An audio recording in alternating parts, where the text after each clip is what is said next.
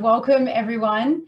Good morning, good evening, good afternoon, wherever you are in the world. I know we have people joining us from Canada, from India, from the States, from everywhere. So it's so exciting for me always to see so many leaders that are conscious and keen to learn more about mindfulness in leadership. I think it really shows that we're making progress as a business world to want to do things in a different way, in a more humanistic way. So thank you for investing your time in something like this.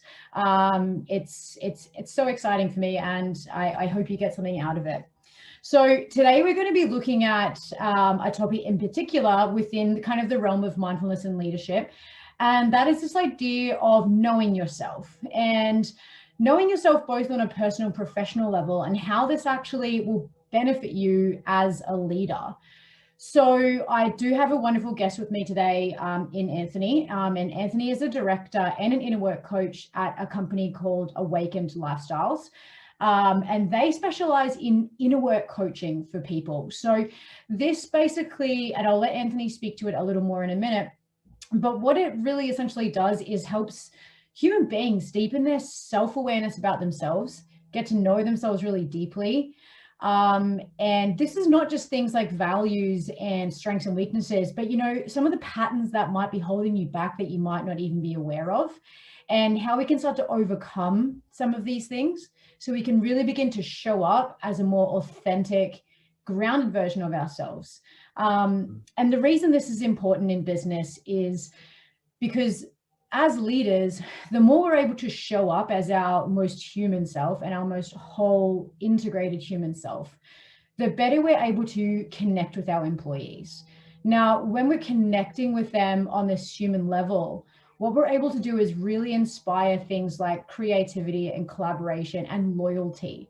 So just to connect the dots then for you as a leader, and why this is important to say your triple bottom line, is because we know that employee turnover and employee unproductivity can cost our business into the tens of thousands, up to $500,000 a year if we have, you know, like big exoduses of employees on a regular basis. So the idea here is to then connect the dots backwards. It's to start to realize that something like employee retention and morale and productivity can actually be dealt with when we look at things like our leadership ability. So it's not just about changing the structures in our business, and it's not about changing what our employees are doing, but it's actually changing the way we show up so that we can show them and we can serve them and make an organization that feels more connected, more whole, more integrated, so we can retain quality employees. We can keep them challenged. We can keep them engaged in our organization, because this will affect ultimately our profitability, which is why we're in business. But I've brought Anthony in today because he is a specialist in this field. And the reason I really wanted to involve Anthony is firstly because I know and have worked with Anthony on a professional level. I've also coached with his company, and as someone who's gone through their coaching program, so I've received coaching from Ant's company. And I guess I really felt like, from sitting on both sides of the fence when it comes to Ant, he's probably one of the few leaders I've met that I can truly say I feel like walks the walk. And he'll tell you a little more about his story in a minute, but Anthony essentially has built a company on these foundations. He's built a company on helping people, by helping people, and by what I feel like is truly showing up as like a really authentic version of himself. And again, I have worked for Anthony in various capacities in his company, so I know what he's like to work for, and I also know what it's like to be coached by his company. So he felt like a perfect fit, essentially, when I wanted to talk about this topic. And I have a few questions that I'm going to ask Anthony here. So I'm just going to allow him to introduce himself for a minute. And tell us a little bit more about yourself. Alexis, thank you very much. Thanks for the intro. That's very kind. Very cool to be talking on this topic. And yeah, I mean, a little bit about myself, like you mentioned, director and founder at Awakened Lifestyles. We do inner work essentially we work with, you know, lots of leaders, but what we would call more broadly high functioning humans who are chasing, I guess, maybe external success or a status or whatever it is that they want in their life, whatever that they determine to be a success for them, yet might feel a little bit dissatisfied or unfulfilled on the inside, even when having achieved what it is they're looking for externally. So we get a lot of, you know, C-suite and above clients. We get a lot of leader managers through our program or various programs. And essentially, we help them develop these exact skills that you're talking about here, Alexis. So it is a topic that we're you know, pretty excited to talk about and help about. Yeah.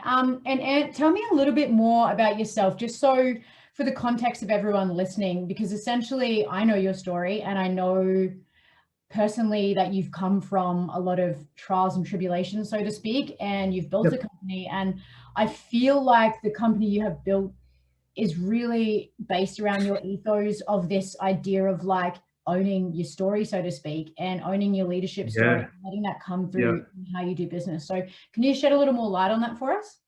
Yeah. So like the 30-second version, guys, is had you spoken to me, you know, 10 years ago or 15 years ago and said, you're going to be talking, you know, doing an interview with Alexis from Management Mindfulness about how to know yourself better and mindfulness in leadership, I would have laughed at you, and I probably would have said something. I probably would have, you know, I would have, well, first of all, no one would have ever said that about where I was at or who I was, and I didn't know myself at all. And to be perfectly honest with you, that was a massive hole in my own life, and my life's probably a little bit more, I guess, extreme than others, but many of us will be able to relate to some of the things. So for me, I guess I had this hole in myself where I didn't really know who I was or what I was about or what I was meant for, and I was just kind of cruising through life.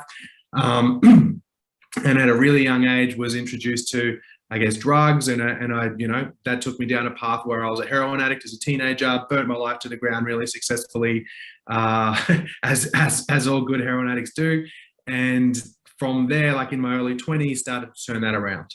Yeah. And so that's where I started this journey of going, well, hang on a second. The world is telling me that if I get this and that and have all these different things, then I'll be happy, then I'll feel successful, then I'll feel fulfilled. Yeah. And I did all of those things. I was morbidly obese. I was on the highest legal dose of methadone. You know, people would cross the street to try and avoid people like me. And so I churned all that around. I lost weight. I, you know, changed my life dramatically. I got all the things on the outsides that I thought were going to make me happy. Yeah, particularly coming from where I came from. I achieved them and I was like, hang on a second, I just don't feel fulfilled. I don't feel happy and content. Like I've changed my life dramatically, but there's something still lacking and something still missing. And that's when I started the whole inner work journey. So doing the work on my insides, rather than most of us are taught to work outside in. When I get XYZ or achieve XYZ or have XYZ, then I'll feel fulfilled. What I began to do is kind of reverse that and go, okay, who do I need to be? What is it that's important to me? What are, you know, you touched on values before. What are my values? What are the beliefs that are not serving me? What are the things that are actually going to give me what I want on the outside? So starting that journey from inside out is where I found, you know, the actual fulfillment, the actual happiness, the actual contentment. And as a result have, yeah, like you said, built a business on that, not because because it was a smart business idea, but because it felt like that my purpose.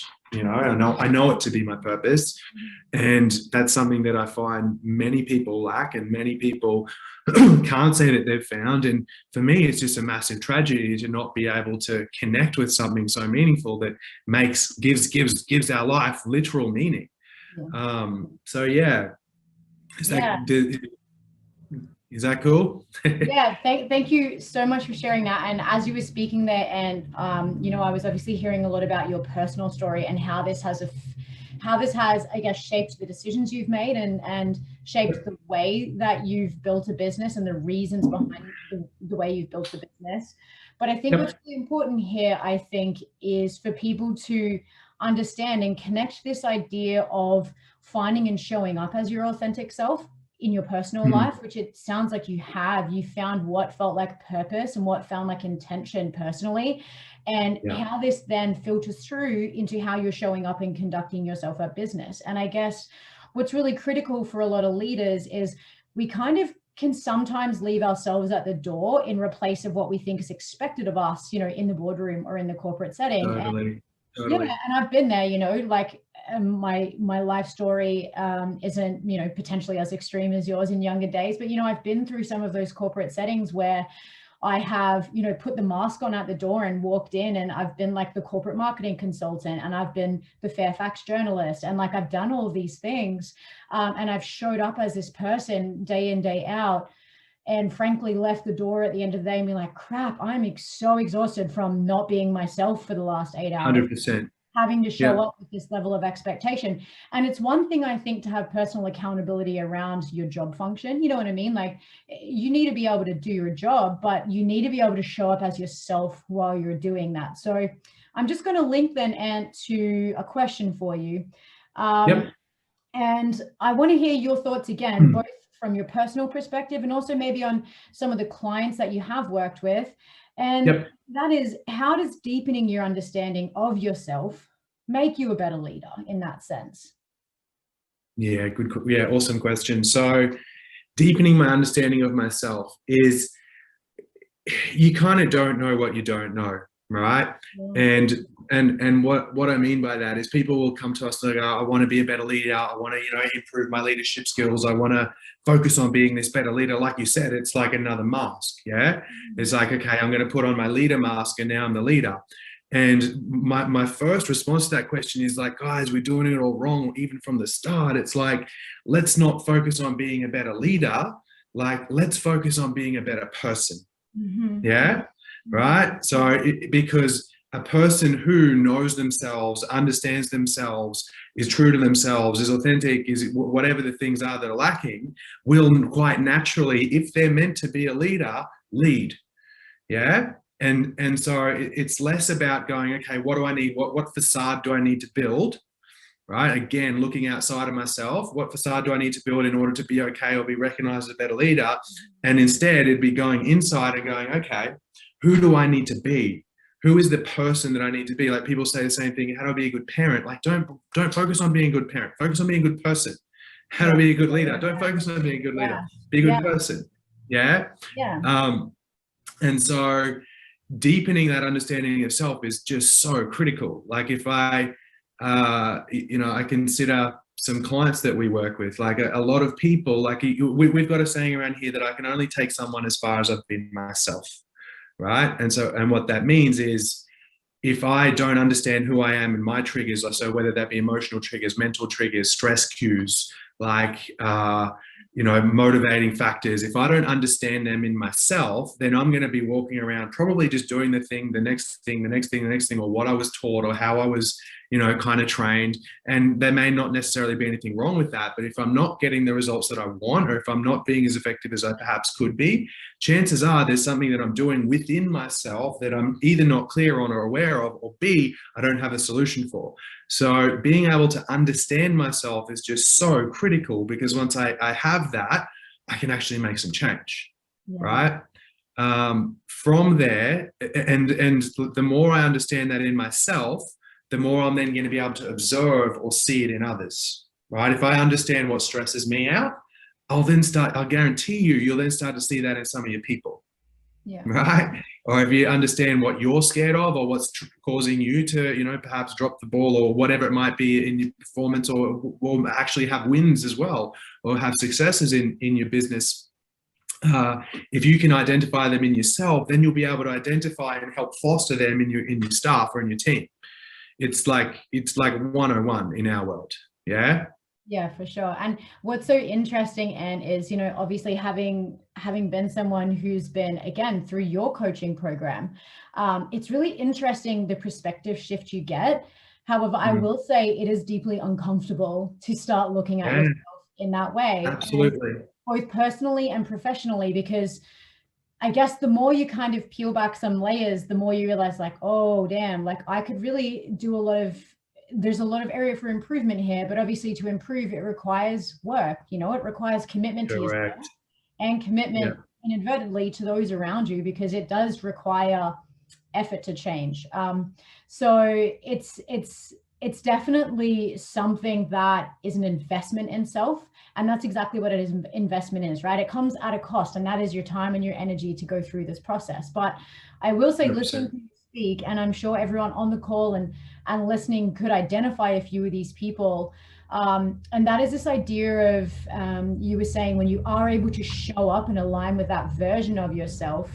I'm not sure if anyone has perhaps examples in their head of leaders that are one or the other way. I mean, the typical one that always comes to mind for me are, people like the Barack Obamas of the world, where it's really, really clear as day for me to see his humanness and his humility and his, like even listening to him deliver speeches and the way he goes about business, you get a feel for who the man is. Do you know what I mean? You don't get a feel for the facade. I get a feel for the heart that is in the man. And I think me as an employee, when I'm working for someone like that, or I'm, I don't know, a colleague, whatever, I feel immediately more connected, more drawn to someone like that. And I guess inadvertently more motivated to, follow lead in that sense. So I think, and I guess the other thing that I wanted to point out in that, as you were speaking, is that typically we look at things like leadership behavior as being like extroverted, outgoing, assertive, all these kinds of things, like the typically like big personalities and charismatic personalities. But it's really not, like if you understand yourself and you're an introvert and where your skills and your value lies, and you unapologetically show up in that way, I think you're really a magnet for people as well. And they're going to respect those things that are a truth for you. It's not about trying to be what you think. Again, it's not trying to be outgoing if you're introverted. It's about connecting with that, that level of yourself and being okay with that, and then showing up as that. Absolutely. It's so like a bit of an example, like I love what you're saying, and you spoke to it so well earlier when you said, I would turn up to the job and I'd put the mask on and I'd be the person and I'd play the role that I needed to be. And that's incredibly draining for so many of us, because I can't be myself at work, and that's going to definitely hinder creativity and hinder intrinsic motivation and hinder, my ability to connect. And so I'll start to feel isolated in my workplace, and like I am just a number, and I am just, kind of going through the motions. And so when the authenticity is huge, and it's really, really important. Like, there's a saying that that I picked up from Dr. Wayne Dyer a number of years ago, and he kind of says that, if you squeeze an orange, what do you get? So squeeze an orange, what do you get? Orange juice, I would assume. Correct, right? How many times have you ever got milk? Yeah, never. How many times have you got milk? Never, yeah. Right? How many times have you got Diet Coke? Never. Yeah, and so I kind of go, okay, so what's the message? Well, out of the millions and billions of oranges that have ever existed on the planet, the only thing that comes out is what's inside. Yeah. Right? Yeah. And when it comes to leadership, it's the exact same principle. You can fake it, or you can pretend, or you can try and be this person, but people are ultimately going to feel what's inside, right? Because that's what's coming out. Yeah. And so like your Barack Obama kind of example, if someone is really cool within themselves, like when people talk about really great leaders, they'll often say something like, oh, they just get me, and they just understand me, and they know how to motivate me. And, they can have the hard conversation when we need to, but they can also be really fun at celebrating. And it's not that they've got some really cool toolbox that they learned on a management course. They might have upskilled in some way, shape or form, but they're a natural. It's not necessarily that they're natural, it's that they're being natural, because that is who they are inside themselves. What's inside is what's coming out. I guarantee you the person has a level of self-awareness around their own motivation, right? They have self-awareness around their own boundaries. They have the ability to have that same conversation with their partners, right? As the tough conversation that they have with their, employees or whatever it might be. And so it really is that what's inside is what comes out, right? Yeah. Yeah. There you go. Yeah. It's, and I think what's interesting for me and what struck me on my own inner work and self-awareness journey was, I think this idea of accepting myself for where I'm at as well. That was a big thing for me. And being a young professional, I very much felt, again, this idea that I needed to be more than I already was, which is not possible. Like, that doesn't even make sense. How can I have 30 Yeah, years yeah, of yeah. experience? I'm 30. That's illogical. So it's this idea of connecting with your innate humanness and where you're at right now, and just being cool with that, and using that for the strength that it is, rather than seeing your own deficiencies. I think for me was a big game changer. Is I was kind of prone to be very success driven, externally success driven, which resulted in a lot of unhappiness in me, and a lot of sort of chasing, and never just being, and never just being myself, who is, you know, as it turns out, like a magnet for other people, and is like pretty funny. Awesome. Yeah. And I was like, oh man, why am I trying to be all these things when I could just be myself? And that actually seems to work better than when I'm trying to be something else, or when I'm not aligning with my values, or I'm not actually aligning with my strengths. I'm aligning with what I think I need to be. You got it. Yeah, and it's fascinating, and it's always a work in progress. And I think that's the other thing when it comes to thinking about self-awareness and inner work, to bear in mind, is that the more we learn, it's like a Pandora's box, right? You rip that lid off, and like, it's going to be ongoing for life then. Like, you can't unlearn these things about yourself. And the more you learn, the more you want to know, and the more you want to grow as a human and as a leader. And I think the more I deepen my self-awareness, the more I get really excited about how that's going to help me in my leadership journey and with the organizations I work with, and, you know, things like that. So it's super exciting. And I wonder, and some of your clients, if you have maybe an example off the top of your head of like someone who came to you from this kind of corporate setting, and maybe how that changed a little bit of how they then went back and showed up in their organization from doing some of that. 100%. Yep. Okay. So I can think of one client. She came to us, very successful CEO of a large company, you know, all the gear, and really, really good. Had done decades of leadership training and coaching and whatnot before coming to us, and incredibly, like, across the board, killing it in her job, killing it in profession. However, was really stressed, felt a whole lot of pressure, had a whole lot of, you know, everyone kind of relying on her, and kind of like externally everything looking awesome, and internally just trying to keep it all together. And so what we did was begin to get her to understand within herself, you know, like, okay, what is this really about for me? What's like reconnecting with my why, reconnecting with my values, reconnecting with what is it in me that is making me have these feelings or these expectations or these beliefs or these stresses. And how do I get better at managing them within myself? Because the story was, all these people are constantly coming to me, and the board needs this, and these people need that, and that needs to happen, and and if I'm constantly, again, focused on that, that is stressful. That's horribly stressful, right? But if I can learn to manage myself and go, well, what's actually going on is I feel overwhelmed here. How do I deal with overwhelmed? And what's actually going on with the board is that I need to learn how to set boundaries. And what's actually going on with me trying to manage my CFO, or, you know, force him into something, is I need to actually understand his position and what's going on for him, right? So again, introspection, looking at myself, looking at my part, looking at what's real. And then with that, I'm actually in control of that. So she was in control of that. Like, I learned how to manage overwhelm. I learned how to set boundaries with the board. I learned how to better manage and lead and, you know, communicate and be authentic with my CFO or whatever it might be. And then I guess as far as results from doing that, because like you said, this isn't easy stuff. It's not easy. It brings up stuff. Most people don't want to look at themselves because, you know, that we're often scared of what we're going to find. And so the thing I always say to clients is, you're not going to find out that, you know, you're a post-op transsexual, right? You've been here the whole time through your entire life, and there's no massive big hidden secrets. You're probably just going to uncover some stuff that you're going to heal and get some peace around, and you're probably going to learn a whole lot of really cool stuff and really valuable skills. And so this particular client, what's changed? On the outside, she's no longer a CEO of a company. She's actually now, you know, a higher level CEO of now a publicly listed company. So she's progressed in her career quite significantly. She was already on that trajectory. You know, was it us? Not necessarily, but we played a part. So externally, her life has improved a lot. But now what she's saying to us is, oh my God, I feel like I'm in flow. Like, how's this so, like, genuinely, how's this so enjoyable? You know, and like, the team are just kind of getting behind me, and they're on the journey with me. And I sit back and smile and laugh, like, go, well, of course they are, because they're connected to your why, you know, and they're connected to who you are as a person, and they're following the person and not the title. Yeah. You know, and they're following the authenticity because they can feel that you actually care.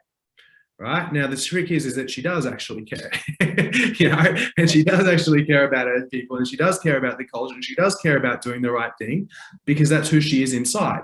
But if she's turning up going, I need to be the world's best CEO, then everyone just gets confused and the message doesn't get delivered authentically.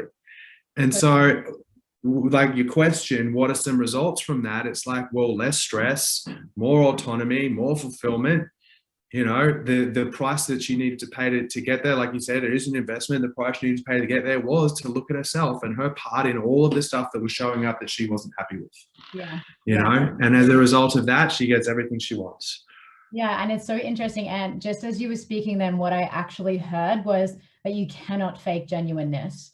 And No. I think that statement, I mean, obviously makes sense in itself. And that is, you can't show up as someone who is caring and who, you know, you can't fake caring for other people. People know, people aren't stupid. You can't fake genuine. You have to do that work on yourself. You have to build genuine empathy and build genuine connection to your staff through getting to know yourself and having compassion and having the self-awareness for yourself. And that's going to show up in your outward projection. It's just, there are things you can't fake. So now I am conscious we have about 5 minutes left in our session. Okay, go.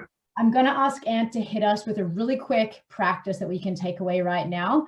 And while he's doing that, if you have any questions, please throw them in the chat and we will try and get to them as quickly as we can. So Ant, for everyone listening, what is one practice that either you recommend or something you do in your life around this area of self-awareness? So I'm going to assume if you're coming on a webinar about mindfulness in leadership, you've got a basic understanding of mindfulness, and you probably understand how to, you know, you've probably been told to meditate or to stop and spot 5 things you can see and 5 things you can hear and bring yourself back to the moment. And everyone's been talking about that for a number of years now. Very few people actually can teach you how to do it though.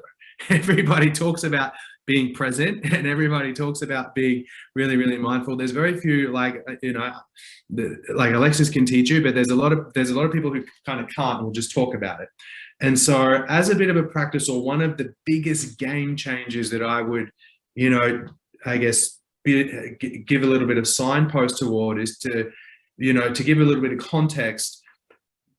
Probably 99% of humans walking around are completely identified with this mind that tells them who they are and who they need to be and what they need to do and how they need to act and who I need to be in my workplace. And it's constantly, you know, shaming, blaming, judging, criticizing, comparing myself to other people and telling me what happens and what needs to happen. And the problem with that is that when I'm identified with that, it's like I'm on a treadmill. You know, when I'm doing the right things or when I'm getting results, I'll feel good. When I'm not, I'll feel bad. But I'm at the mercy of this head that's constantly telling me, you know, who I need to be. And the practice that I would encourage you guys to begin to consider is to kind of, if you could like get a little helicopter perspective, and if you can relate to having a noisy mind or a busy mind or overthinking or stressing, is stopping and trying to create a little bit of separation between you, or who identifies as you, and this head that's constantly speaking at you, right? Noticing that you have a head that might compare you to the other person, you know, down the hallway. Noticing that you have a head that tells you, oh, you better make sure you get that done today, otherwise your boss is going to be, you know, angry. Noticing that perhaps your mind comments on your body size or shape and compares that to other people. And just simply in noticing that, you begin to create a little bit of separation. And what we want to do is expand as much separation from that thought and you witnessing or observing it. So if you begin to go, oh, there's that little mind, like that little monkey in my head that says, I need to do more, be more, have more, achieve more, or whatever it is. I'm not saying shut it up or tell it to stop. I'm not telling you to, you know, try and avoid it. I'm just telling you to start to observe it and create a little bit of space. Because what that will do is give you that actually begin to build the emotional and mental musculature to be able to go, hang on a second, what's actually working for me and what isn't? Right? And that is where true presence will begin to arise, because you're not stuck in this head that's constantly, you know, we have 60 to 80,000 thoughts a day. And for most people, they listen to it and go, and it says, you need to lose weight. And we go, yeah, yeah, yeah. Or you need to work harder. And we go, yeah, yeah, yeah. And so the practice is, if I can create separation, I'll begin to no longer be but basically bullied through my life by this mind. Yeah, that's so powerful, Anthony, and so critical. And it's this idea of, I guess, what you're, for me, again, what I'm hearing is this idea of like not identifying with your initial thought, right? And Exactly. another thing where I can maybe throw on to that value that Anthony has suggested is in the workplace, if you're dealing with employees and you react to the first thing that comes to your mind, how might that affect some of your relationships with your employees if you're responding, reacting rather than responding? So I think it's really, sounds like it's such a powerful practice, both personally and professionally, and creating that bit of space between what the thinking mind is saying and then what's actually happening is so cool. 100%. And you'll start to see it in yourself and then see it in your employees. And that's where there's actual opportunity for true connection. Totally. Thank you so much, Anthony. And guys, thank you for Very welcome. Listening. These chats are so powerful, and I'm so excited to have so many leaders on this call keen to learn about this stuff. And what I would like to do, if you want to learn more about this concept of self-awareness and leadership, I've just popped a link now into the chat, so be sure to grab that. What I'd like you to do is jump onto the website and you can sign up. And what I'm going to do is actually make the first module of my online program free. And it looks at understanding yourself. It looks at value leadership, strengths, weaknesses, and it's going to give you some insight into that as a holistic topic. Now, Anthony, as I mentioned, is a director at Awaken Lifestyle. So please do check him and his company out. They offer inner work coaching as well. And I personally can highly recommend their coaching, having been through their programs.